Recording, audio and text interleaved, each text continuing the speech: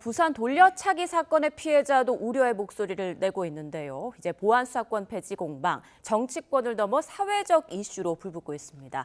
관련 내용 조금 더 자세히 짚어보겠습니다. 오늘은 차재원 부산 가톨릭대 특임교수, 이종근 시사평론가와 함께하겠습니다. 안녕하십니까? 안녕하세요. 네, 자 장윤기 사건으로 인해 경찰관 유착과 또 증거인멸 의혹이 불거지면서 정치권의 보안수사권 폐지 논쟁에도 불이 붙었습니다. 지금까지의 사건 진행 상황을 보면서 두 분은 어떤 생각이 드셨는지 궁금한데요. 일단 지난주 민주당이 발의한 형사소송법 개정안에 따르면 앞으로 경찰이 수사권을 완전히 독점하는 말 그대로 경수완독의 상황이 되는데 문제는 이렇게 견제받지 않은 독점적 수사권을 가지게 되는 경찰에게만 수사를 맡겼을 때 믿을 수 있겠느냐의 의문이 생긴다는 것이죠. 사실 이번 장윤기 사건이 그나마 밝혀진 것이 그 이유는 검찰이 보안 수사를 통해서 부친인 장윤기의 부친인 현직 경찰과 그리고 수사팀 간의 결탁 여부에 따라서 상당히 혐의가 축소됐다는 것이 밝혀졌잖아요. 자, 만약에 앞으로 이 민주당의 형사소송법 개정안대로 완벽하게 경찰이 수사권을 장악하게 되는 그러한 상황에서는 제2, 제3의 장윤기 사건은 불보듯 뻔하다. 이걸 어떻게 통제할 것이냐의 문제가 결코 간단한 문제가 아니라는 것이고, 이거는 정말 민생과 직결된 문제이기 때문에 아마 이 정치권 입장에서도 정치적인 진영의 입장을 떠나서 좀 더 진지하게 이 부분을 들여다볼 필요가 분명히 생겼다는 점을 지적하고 싶습니다. 네, 지난 2022년 검찰의 보안 수사로 진실이 밝혀진 부산 돌려차기 사건의 피해자도 저희 뉴스업과의 통화를 통해서 입장을 밝혔습니다. 보안 수사 폐지는 범죄 피해자의 목소리를 배제하는 것이다. 이 목소리 좀 어떻게 들으셨습니까? 네. 안타깝게도 지금 보안 수사권을 만약에 폐지했을 때 돌아오는 이런 어떤 혼란이라든지 또는 피해자의 권리를 구제할 수 없다라는 목소리는 숱하게 국민의힘 등 야당이 지금까지 해왔고 또 언론에서도 그 지점을 굉장히 많이 지적을 해왔습니다. 그런데 장윤기 사건이 지금 터짐으로써 또 장윤기 사건의 그 은폐의 배후가 경찰 가족이라는 것이 밝혀짐으로써 두 가지가 바뀌고 있어요. 첫 번째는 뭐냐면 민주당 내부에서도 이게 보안 수사권이 이렇게 지금 중요하구나라는 목소리가 나오기 시작했고, 가장 중요한 건 국민들이 관심을 갖기 시작했다는 겁니다. 국민들이 민주당의 어떤 주장, 검찰이 지금까지 독점해왔기 때문에 많은 폐해가 있었다, 일부 동의하는 부분이 있었어요. 그렇기 때문에 적극적으로 의견을 개진하지 않았는데 지금 보듯이 만약에 경찰이 수사 개시, 종결까지 모든 과정을 독점했을 때 피해자가 어떻게 자신의 어떤 권리를 구제받을 수 있을까를 자신의 문제로 이제 바라보기 시작했다라는 것이고요. 솔직히 말씀드리면 이것은 사실 예를 들어서 사후구제가 있다라든지 민주당의 주장이 자기한테 적용됐을 때 내가 못하겠구나. 지금 돌려차기 피해자라든지 또는 많습니다. 이해람 중사 사망 사건이라든지 정인이 학대 사망 사건이라든지 지금 경찰이 이거는 훈육에 불과해. 경찰이 아니야, 이건 별게 아니야, 그냥 치상 사고에 불과해 라고 했던 것을 검찰이 보안 수사를 통해서 진실을 밝혀낸 것들 너무 많아요. 그렇기 때문에 저는 이 지금 장윤기 사건으로 말미암아 더 이 보안 수사권과 관련돼서 정밀한 점검이 필요하다라고 생각을 합니다. 네, 앞서 민주당 정청래 전 대표나 김민석 전 총리 등 민주당 유력 당권 주자들은 이 보안 수사권 폐지에 방점을 찍은 것처럼 보였습니다. 그런데 말씀하신 대로 지금 민주당 일부에서도 이 보안 수사권 폐지 반대 목소리가 좀 나오고 있는 것 같은데 당권 주자들의 목소리도 바뀔 가능성이 있을까요? 저는 아무래도 지금 전당대회를 앞두고 있기 때문에 나름대로 강성 지지층에 호소하기 위한 그런 전략적 차원에서 나름대로 선명성을 다 부각시키다 보니까 이 보안 수사권 문제에 대해서 강경한 입장을 지금 보이고 있습니다만, 바로 그 때문에 제 생각에는 이번에 지금 보안 수사권 폐지가 담겨 있는 형사소송법 개정안을 8월 17일 전당대회 이전에 빨리 처리할 것이 아니라 좀 더 시간을 갖고 전당대회 이후로 미뤄야 되는 이유가 바로 거기 있다는 것이죠. 사실 민주당이 이 검찰의 보안 수사권 폐지 문제에 이렇게 매달리는 가장 결정적인 이유는 뭘까요? 결국 민주당이 그동안 상당히 검찰로부터 당해왔던 소위 말하는 정치 검찰의 부활을 우려하기 때문이거든요. 뭐 그렇기 때문에 정청래 그러니까 전 대표가 이런 이야기를 한 적이 있어요. 보안수사권이라는 칼자루를 그러니까 검찰에게 쥐어줄 경우에는 정권의 위험 요소가 될 수 있다는 우려를 이야기를 했었는데요. 물론 그런 우려도 있을 수 있겠죠. 그러나 과연 그것이 가능할 수 있을까 부분에 대해서는 많은 전문가들이 고개를 갸웃거릴 수밖에 없다는 것이에요. 과거 검찰이 무소불위의 권력을 휘두를 때 누렸던 그 엄청난 권한이 거의 다 깨졌거든요. 예를 들면 기소독점권도 사라졌고요. 수사와 기소가 분리됨으로써 이 검찰이 직접 수사, 인지수사, 별건 수사를 할 수 있는 상황이 없다는 겁니다.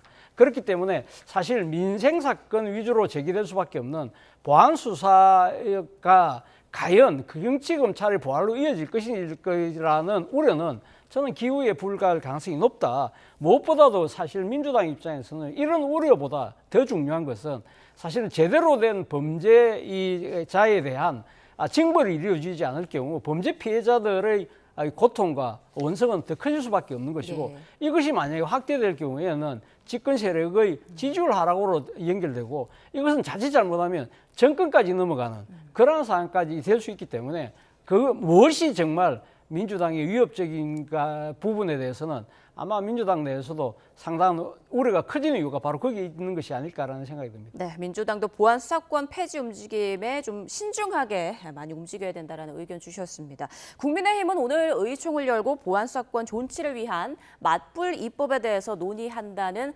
방침입니다. 조건부 존치 얘기가 나오던데 이건 어떤 내용일까요? 일단 지금 교수님께서 말씀하셨듯이 네. 정치 검찰로의 어떤 부활을 지금 핑계로 대고 이유로 대고 있지 않습니까?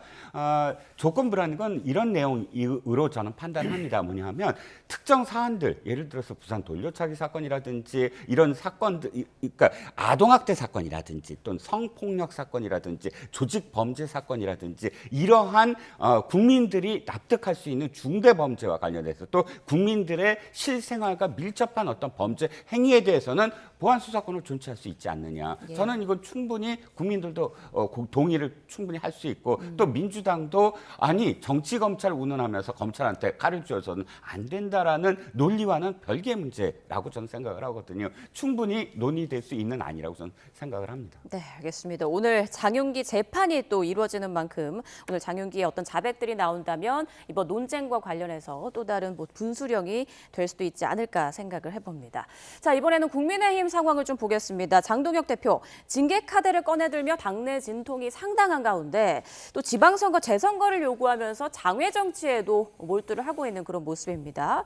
그런데 올림픽공원 그 시위 현장에서 이재명 대통령을 향한 반말 팻말을 연이어들면서 지금 논란이 일고 있는데 이런 장동혁 대표의 행보에 대해서는 어떻게 평가하세요? 글쎄요, 뭐 제가 생각했을 때는 일단 민주당 쪽에서 상당히 그러니까 지금 경우에 벗어난 것이다. 그래서 공개적으로 국회 석상에서도 그러니까 지금 법무장관을 향해서 이게 도대체 그러니까 사법적 처리라도 해야 되는 거 아니냐 이렇게 강한 목소리가 나오고 있습니다만 실질적으로 뭐 지금 그러니까 야당 대표가 이를 반말을 한다고 해서 어법 처리하기는 조금 그러니까 이 좀 지나친 측면이 분명히 있는 것이죠. 자, 그런데 민주당이 정말 이렇게 외형적으로는 발끈하고 있습니다만 속으로는 어떻게 생각할까요? 제가 생각에 모르긴 몰라 빙그레 웃지 않을까요? 결국은 지금 장동혁 대표는 여전히 민주당의 전략 자산이야라고 생각할 가능성이 높다는 것이죠. 사실 이 장동혁 대표 이 반말 정치가요. 따지고 보면요, 제 얼굴에 침 뱉기라는 것이죠. 왜냐하면 사실 이 보수 정당의 가장 그 큰 가치 중에 하나가 이미지 중에 국민들이 나름대로 그래도 좋게 보는 것 중에 하나 품격이거든요. 스스로 그 품격을 지금 걷어차고 있는 겁니다. 그렇기 때문에 당내에서조차 상당한 비판의 목소리가 지금 나오고 있고요. 이 지금 본인의 반말 정치가 본인에게도 되돌아오고 있다는 거예요. 당내에서도 지금 이 동여가 그 동자를 아주 된소리를 지금 이야기하는 그런 지적까지 나오고 있잖아요. 그거보다 더 중요한 문제는 결국은 이 지금 장동혁 대표가 아까 징계 운운에다가 또 지금 이 반말 정치를 통한 자기 나름대로는 상당히 그러니까 이 상대 그러니까 이에 대한 강한 공격을 하면 할수록 자신이 상당히 유리할 거라고 생각할 수 있지만요. 이런 말이 있잖아요. 사자성어에 가공비례라는 말이 있습니다. 지나친 공서는 그러니까 예의에 벗어난다는 뜻인데 그걸 약간 비틀어 이야기하면요. 장동혁 대표의 지나친 공격은요. 정말 가공비례. 왜냐하면 지나친 공격은 비상대책임만 불러올 뿐이다. 저는 그렇게 봅니다. 네, 장동혁 대표의 이런 행보가 오히려 민주당을 도와주는 꼴이 되고 있다라는 의견 주셨습니다. 지금 일각에서는 장동혁 대표의 이런 행보가 징계 논란, 사퇴론과 좀 거리를 두려고 하는 건 아니냐 이런 목소리도 나오고요. 국민의힘 내부에서도 비판이 좀 많이 나오는 것 같던데요. 그렇죠. 국민의힘 내부에서 원래 장동혁 대표를 비판했던 그룹 말고 예. 장동혁 대표를 그래도 은근히 지지해왔던 많은 중진 의원들조차도 이 반말 정치 내지는 장애 정치에 대해서 비판하고 나섰습니다. 그럴 수밖에 없는 것이 지금 교수님도 말씀하셨지만 당의 어떤 지지율 또는 당을 바라보는 지금 지지층의 어떤 기대 이것과는 별개의 어떤 행보를 보이고 있는 것이고요.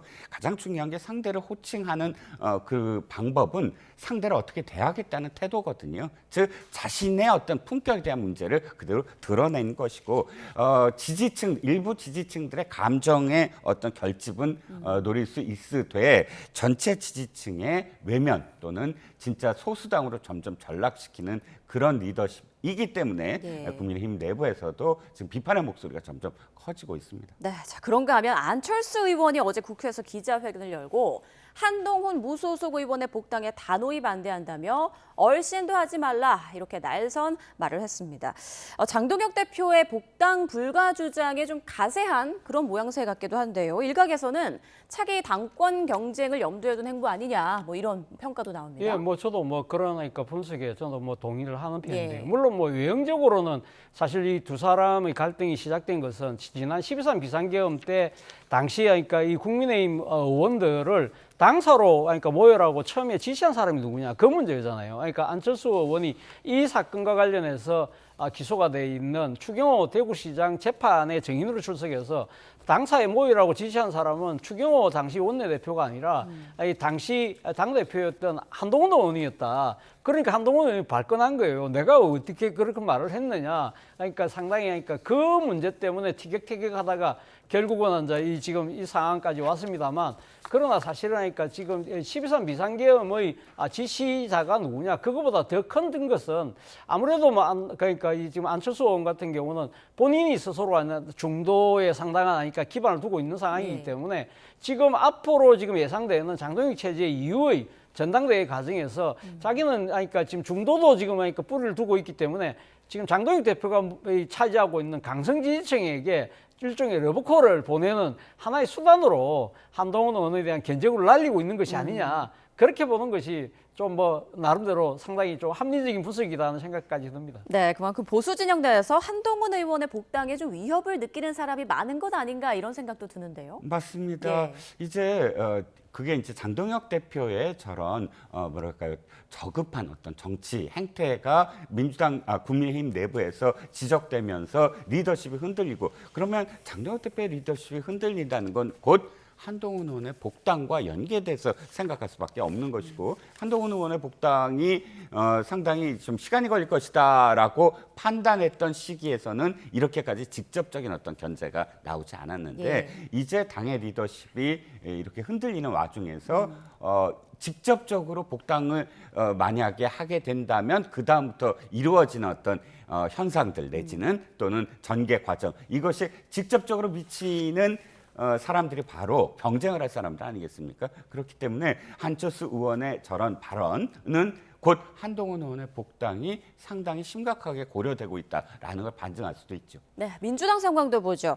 지금 전당대회 선호투표제 도입과 관련해서 어제 최고위에서 결론이 나지 않을까 예상을 했었는데 결국에 끝내 결론이 나지 않았습니다. 왜 이렇게 시간이 오래 걸리는 걸까요? 일단 선호투표의 유불리를 놓고 각 후보 진영 간에 그러니까 지금 그러니까 셈법이 아주 복잡하기 때문에 그런 것이 아닐까라는 생각이 듭니다. 일단 뭐 지금 저 선호투표를 주장하고 있는 김민석, 송영길 의원의 입장에서는 상당히 그러니까 지금 이 선호투표를 할 경우에는 일종의 이 두 사람의 정치적 연대가 이루어지고 있기 때문에 두 사람의 입장에서는 상당히 유리할 수밖에 없다. 반대로 가면 정청래 전 대표의 입장에서는 선호투표를 할 경우에는 내가 불리한데 왜 그걸 해? 그리고 지금 당헌 당규에도 그러니까 결선투표라의 방식을 선호투표라고 명시도 하지 않은 상황에서 왜 갑자기 이렇게 턴을 한단 말이야? 이렇게 주장을 합니다만 사실은 지난해 전당대회 때 정청래 전 대표가 출마를 했었잖아요. 예. 당시 이때 7월 달에 당무회의에서 이게 결선투표제 하는 방안으로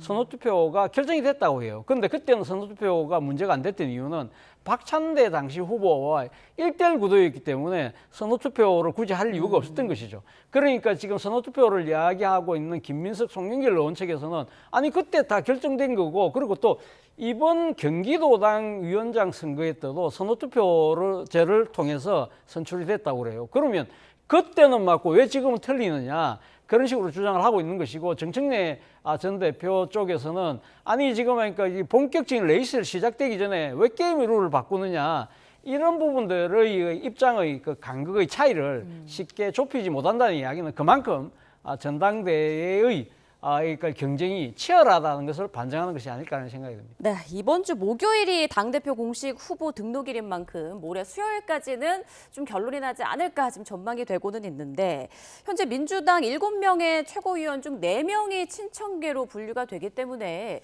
결국에는 선호투표제 부결되는 것 아니냐라는 전망이 나옵니다. 아마 좀 절충을 할 것 같아요. 왜 이게 지금 안 되냐면 네.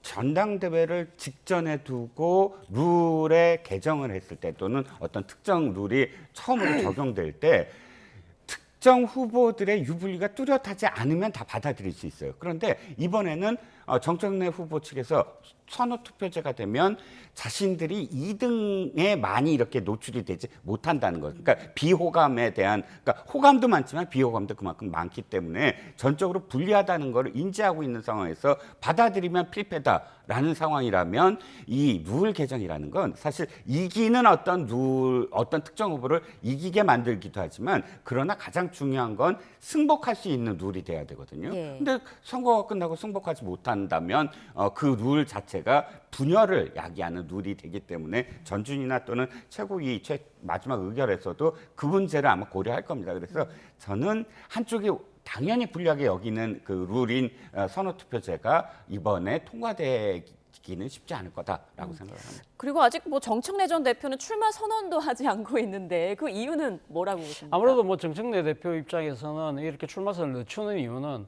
아무래도 뭐 본인이 그만큼 자신 있다는 뭐 그러니까 이 자신감을 그러니까 겉으로 표현하는 측면도 있고 또 하나는 본인의 입장에서는 지금 일종의 3파전 구도인데 그러니까 김민석, 송영길 후보가 상당히 연대해서 자신을 그러니까 압박하는 그런 모양새가 강화되고 있는 부분이 오히려 자신의 뭐랄까요, 그러니까 그동안 이게 당 대표를 해왔던 그런 그러니까 강자가 아니라 나름대로의 상당한 그러니까 정치적인 일종의 뭐랄까 억울함 이런 걸 갖다가 호소를 하여서 일종의 동정 여론도 한번 자극하는 일종의 양수겸장의 그런 그러니까 이 포석을 놓고 있는 것이 아닐까라는 생각이 듭니다. 네, 마지막으로 이번 전당대회의 승패를 가를 변수는 좀 뭐가 될 것으로 보이는지 그리고 전망을 좀 어떻게 하고 계신지도 궁금하네요.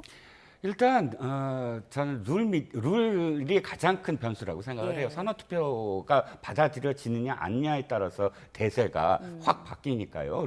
룰 개정이 첫 번째 변수이고 두 번째 변수는 어찌됐든 지금 장동혁 대표와 비슷한 상황입니다. 무슨 상황이냐면 지금 이번이 굉장히 서로 간에 어떤 첨예한 지금 충돌이 예상돼요. 그랬을 때 마지막에 누가 어떤 막말이라든지 또는 지나친 공격으로 도리어 지지층을 이탈시킬 것인지 이런 것들이 상당히 이번에 주목되는 어떤 선거라고 할 수 있죠. 네, 알겠습니다. 양당 상황까지 짚어봤습니다. 지금까지 차재원 부산가톨릭대 특임교수 이종근 시사평론가와 정치권 주요 상황들 살펴봤습니다. 고맙습니다.